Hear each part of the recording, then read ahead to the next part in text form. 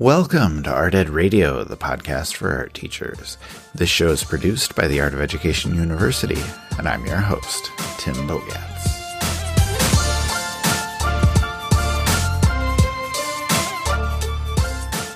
All right, just a few days away is Halloween this Saturday, and as we always do around Halloween time, it is time for my favorite pastime, talking about creepy artworks from art history. Now, we did this last Halloween with Jen Russell on the show, and it was a hit. People loved the episode.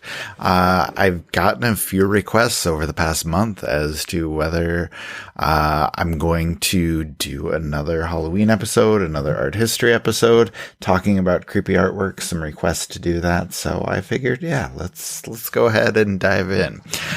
Because, I love art history. So we are going to jump into a few more creepy artworks, a few different ones this time around. If you didn't listen to last year's episode, I'll give you a quick rundown. We talked about a handful of different artworks. We did Head of a Skeleton with the Burning Cigarette by Vincent van Gogh. We did the anatomy lesson of Dr. Nicholas Tulp from Rembrandt. We did Salvador Dali's The Face of War. We did Goya's Saturn Devouring His Son, which, for my money, may be the creepiest painting of all time.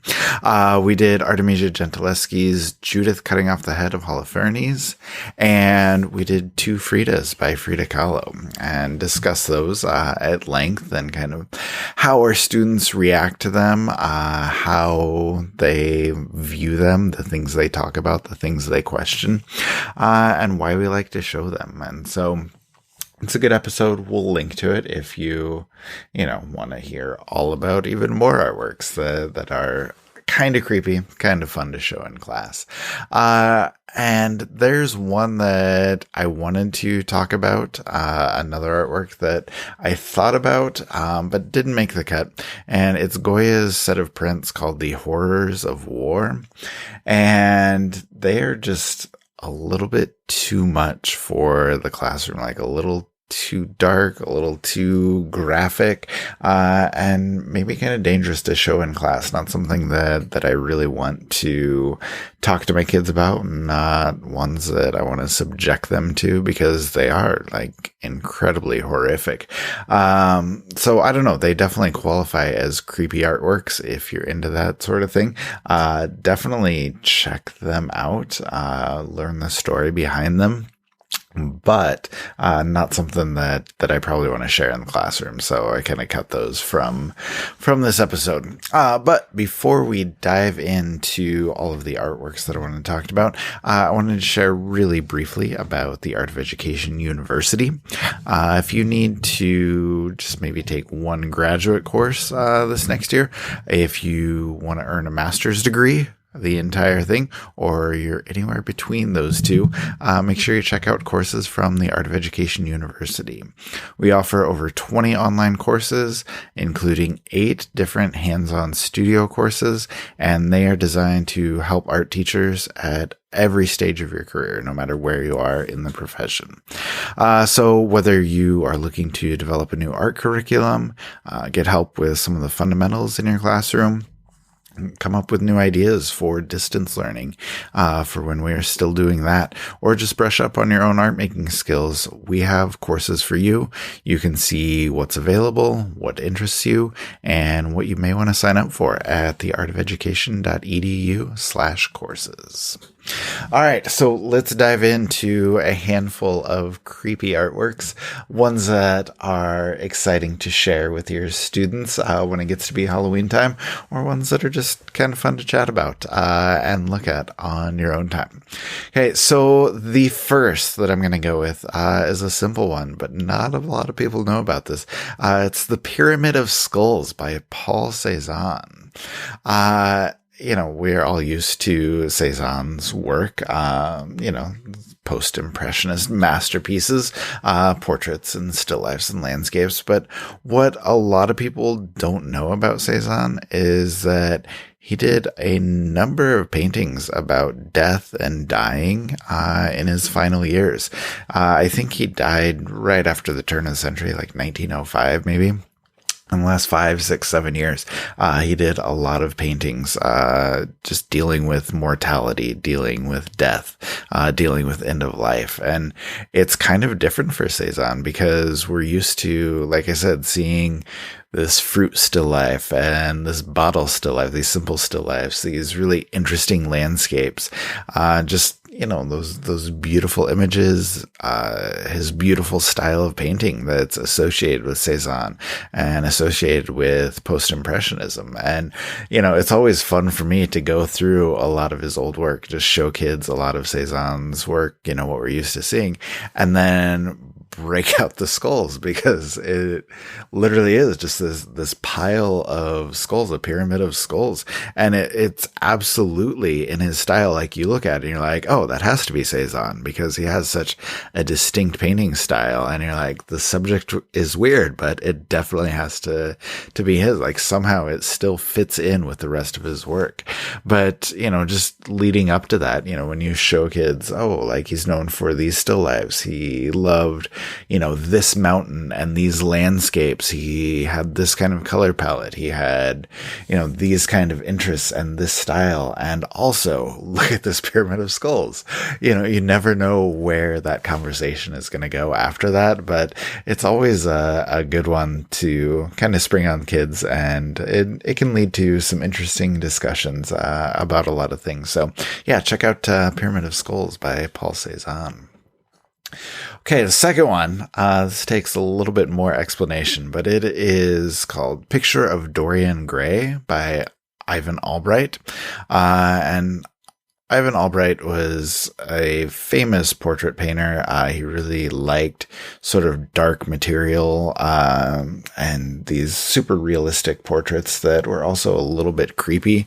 Is very much, you know, in painting, he's known for painting the macabre, you know, just these dark, dreadful type things. And so this portrait very much fits in with that style. And it's based on a story, or a novel, I should say, by Oscar Wilde, which might be Oscar Wilde's only novel. I'm not positive on that, but I know he didn't do a lot of them. But it's really good. I'm going to do my best to summarize the story really quickly here, and then we can talk about the painting that comes from it. So this Oscar Wilde novel, it's called Picture or a Portrait of Dorian Gray, I believe. And Dorian Gray is this incredibly attractive but really narcissistic character. And an artist in the story decides to paint Dorian. Like, Dorian is kind of the muse here. And while Dorian is sitting for the portrait, he listens to another character who's kind of representative of just the idea of hedonism, basically, talk about how seeking pleasure and avoiding suffering are really the only goals that you should have in life. And so Dorian is listening to this and decides he likes the idea. So because of this conversation, Dorian decides that he wants to sell his soul, basically. And the deal that is come up with is that Dorian can do whatever he wants in life, but his portrait, this portrait that the artist painted, will be the one to bear the consequences. Okay, so Dorian can run around town without any morals whatsoever, always stay young, always stay attractive, and it is the portrait that will age and fade. Okay, and you can probably guess what happens from there. Fantastic ending too, by the way. I'm not going to spoil it here, but if you have some time to read it, if you're looking for something to read, it's definitely worth checking out. But anyway, based on this Oscar Wilde story, Ivan Albright, the artist, decided to visualize this aged, creepy portrait that has borne the brunt of all of Dorian's amoral decisions. And, you know, like I said, this seemed to be the perfect fit because Albright was known for all of these macabre paintings. And the result is exactly that. The painting is just disorienting.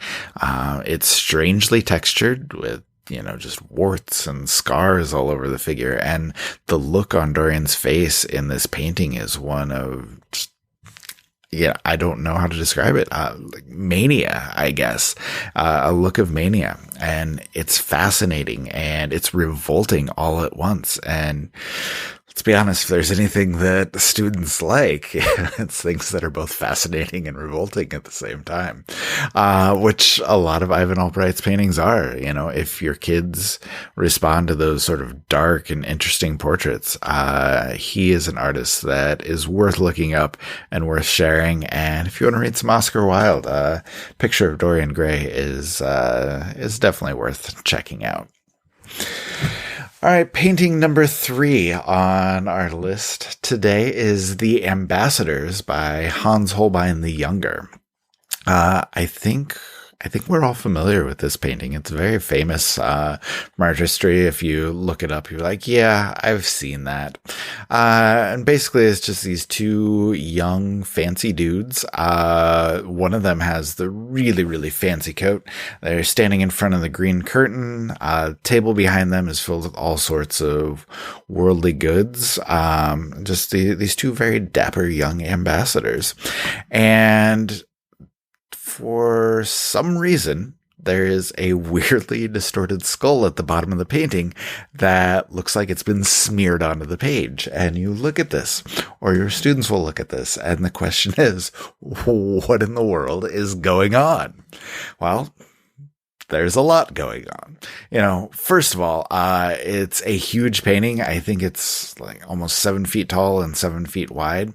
And there is so much representative imagery. There's so many hidden messages in the painting. Simple stuff like, the globe in the background representing that these guys are world travelers. They're ambassadors. A lot of hidden imagery about the schism between church and government. And there's even little hidden messages all the way down to the ages of the subjects are inscribed on the dagger blades. And then, all the way up to the objects in the paintings that represent, political messages about what's happening between France and England at the time. And also, like I said, a lot going on. There's also a lot of memento mori things, and it's a great introduction for kids to teach them what memento mori is. Just, those objects that artists would sneak into paintings to remind us of, the end of our inevitable death that was coming. And thinking about death, that brings us back to that skull. Why is it there? Why is it at such a weird angle? And it's really interesting to show kids here. This is what the strange thing is, smeared across the bottom of the page. But then if you look at it at just the right angle, it turns into the skull. And I think our best guess, art historian's best guess, is that it's Holbein's attempt at anamorphosis, where it looks good from a particular angle or is seen from a particular perspective. And that's kind of a natural outgrowth from all of the perspective work of the Renaissance that was happening just before him. And dealing with this particular painting, dealing with the ambassadors, I've heard, and this might be apocryphal, but I've heard that the painting was commissioned to hang above this grand staircase, and that the anamorphic skull was added to be seen from a particular location on the staircase. And so just showing kids how that works can be something that's really interesting to them, really fascinating to them, especially if they haven't seen things like that before. But in any case, kids are usually fascinated by all the details of the painting, about the concept of memento mori, and you can show how that's done with other paintings. And like I said, they're especially fascinated by how that image, which looks like who knows what across the bottom of the page, can actually turn into a skull when you're seeing it from the right angle. All right, number 4 on our list is Medusa by Caravaggio. And I mentioned this at the end of last year's episodes. It didn't quite make the cut, but I really wanted to talk about it today because it's gross. It's fascinating. It's super creepy because it's this decapitated head. And Caravaggio drew on the ancient Greek myth of Medusa for this painting. If you're not familiar with the story of Medusa, I had my son give us a good explanation.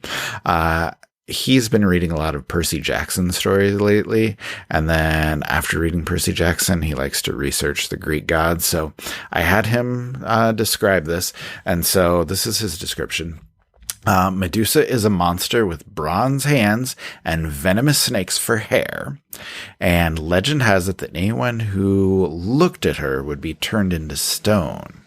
And this is where it gets complicated, but stick with me here. Medusa was cursed by the goddess Athena, who turned her into the monster that she became with the venomous snakes. I'm not sure why Athena didn't like her, why she was cursed. I'm sure we can get that story later, but it's probably a little much right now.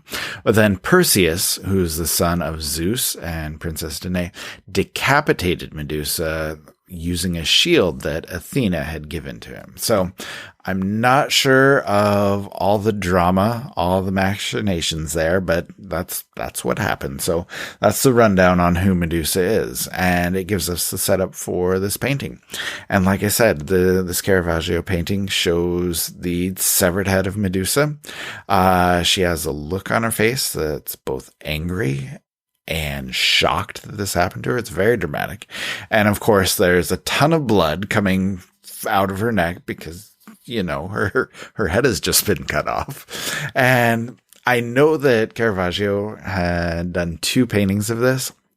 And I feel like I read somewhere that he used his own likeness for the portrait, which adds to the sort of disconcerting effect.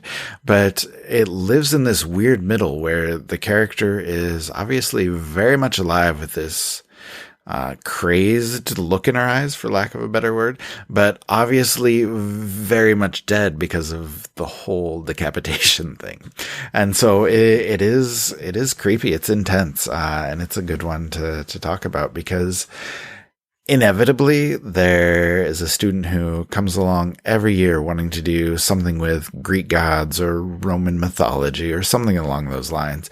And so I love to give them this painting by Caravaggio, as well as Goya's painting of Saturn devouring his son, as those are great jumping off points to see how you can take kind of an abstract idea or an abstract subject like mythology and really infuse it with emotion and drama and capture the viewer's attention. And I think that gives your students a lot to consider, a lot to think about, and something to look up to. So I think that's really worthwhile.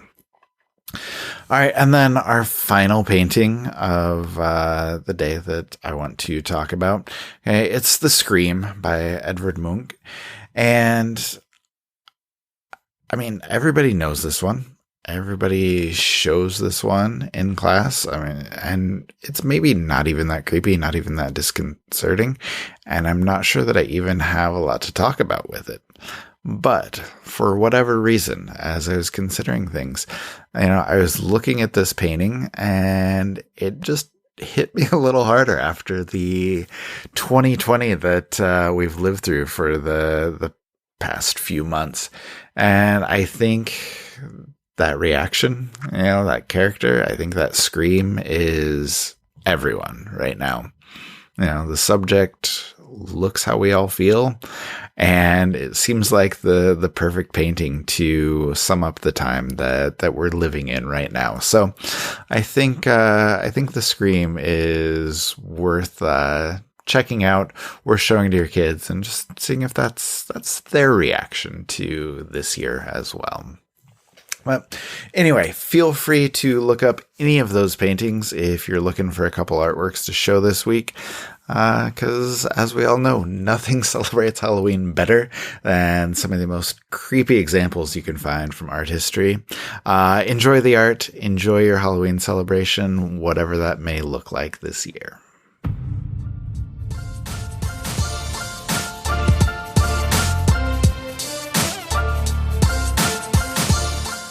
Art Ed Radio is produced by the Art of Education University with audio engineering from Michael Crocker. All right, thank you as always for listening. Stay safe this weekend. Enjoy your Halloween this weekend, and we will talk to you next week.